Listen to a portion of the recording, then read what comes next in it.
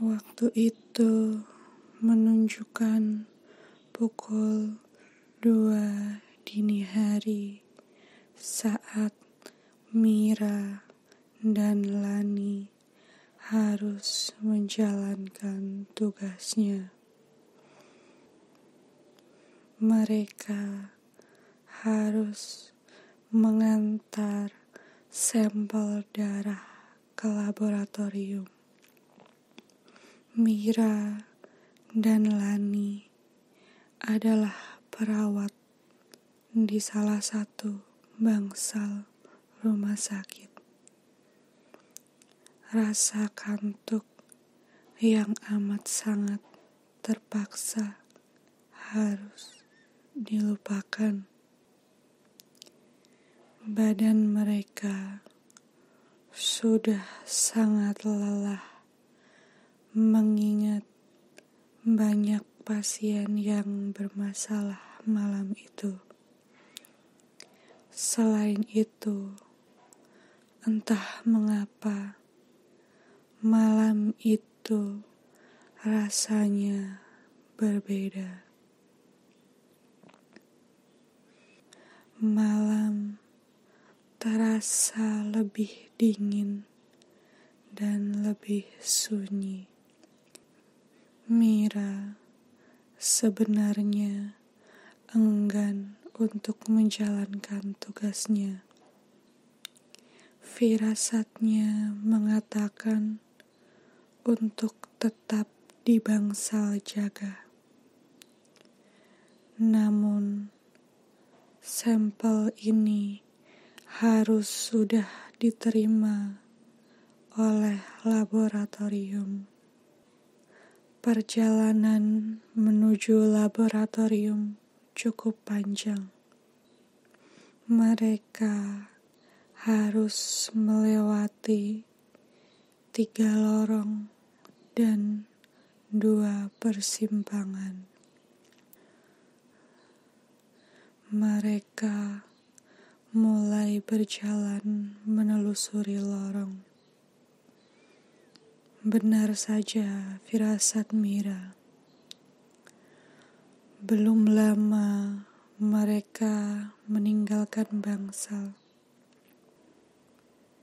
Mira dan Lani mendengar suara langkah kaki yang diseret. Bunyi itu mengikuti mereka. Saat Mira memutuskan untuk berhenti dan menoleh ke belakang, dia tidak melihat seorang pun di sana. Bulu kuduk mulai berdiri. Mira dan Lani bergegas ke pos satpam. Mereka akan meminta satpam untuk menemani mereka ke tujuan. Kini mereka berjalan bertiga dengan Bayu. Anehnya, Mira dan Lani tetap mendengar suara kaki yang diseret. Mereka menoleh ke Bayu. Bayu terlihat santai. Tidak ada raut cemas di wajahnya. Mira mencoba bertanya, apakah Bayu mendengar suara itu? Namun, benar dugaan mereka. Bayu tidak mendengarnya. Mira dan Lani semakin ketakutan. Mira meminta kawan berjalan lebih cepat. Sampai di laborat, Mira memanggil Aryo, petugas yang berjaga malam itu.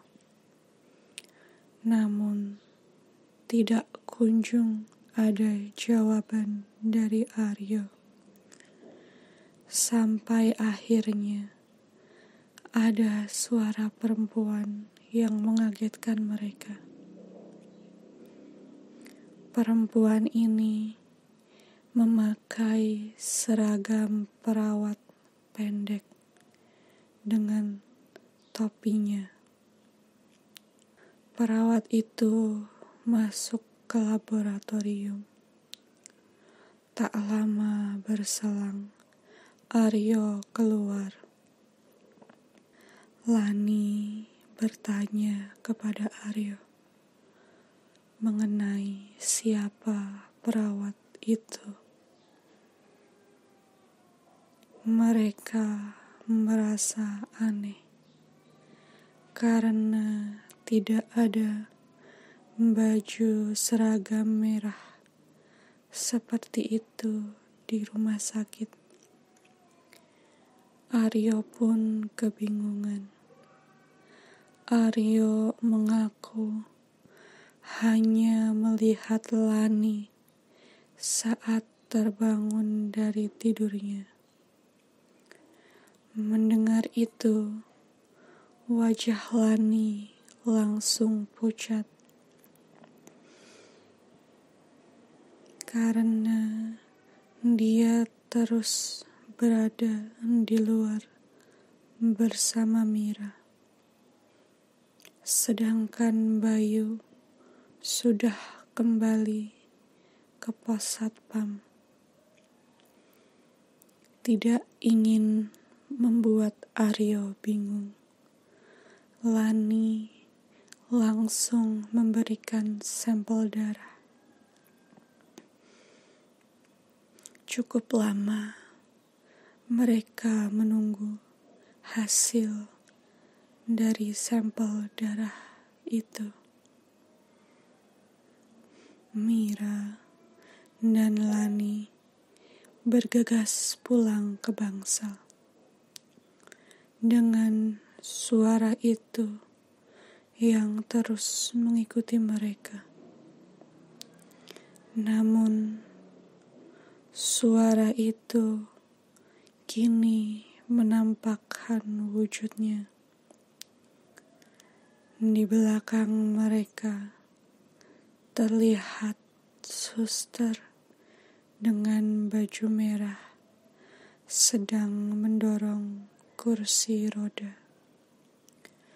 Langkahnya terdengar seperti kaki yang diseret. Suster itu sedang mendorong pasien dengan kondisi kepala yang berdarah dan wajah yang pucat.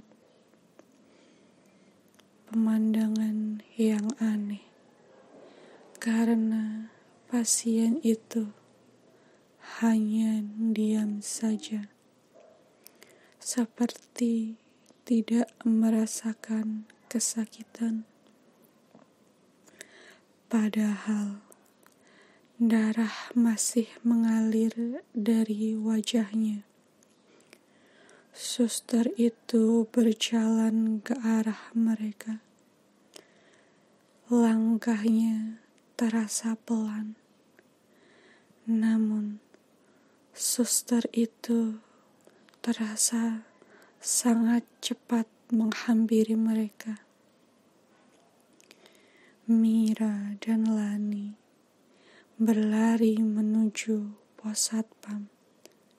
Sialnya, mereka salah mengambil jalur. Mereka berlari menuju Bangsal VIP yang selalu sepi. Dari arah berlawanan, suster dengan kursi roda itu menghampiri mereka. Jarak mereka sangat dekat. Kini, Lani dan Mira menghentikan langkah dan hanya pasrah melihat suster itu melewati mereka.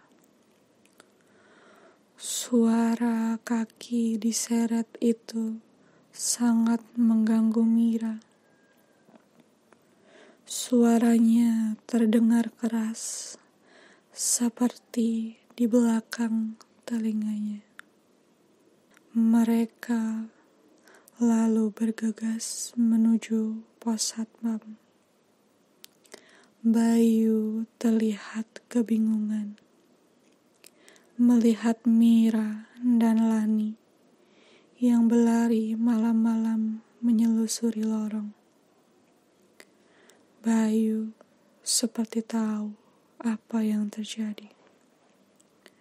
Tanpa bertanya, Bayu mengantar Mira dan Lani kembali ke bangsal.